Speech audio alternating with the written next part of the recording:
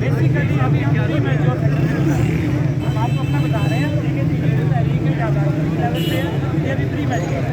हम ऐसी गलती करेंगे नहीं कि प्री मैच्योर लेवल पे तो प्राप्त करेंगे। हम इसको जब मैं ओपन कह रहा हूँ, जिस दिन की तारीख मैच्योर होगी हम डंके की चोट पे ऐलान करेंगे, पूरा आजाद तस्वीर बंद होगा, पूरा सब कुछ शट डाउन।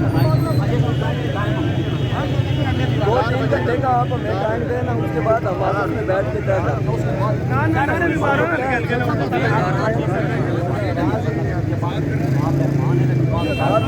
मेरी बात हम आपको इत्मीनान से बात करेंगे, सब जिम्मेदार होंगे, ठीक है। मैंने जब आपको लॉजिक बताइए ना कि हम ये नहीं चाहते कि हमारे दरमियान मैं आपको सुने एक मिनट मैं आज आपको एक और बात बताता हूँ। ये ना थ्रेड है ना ऐसी बात है।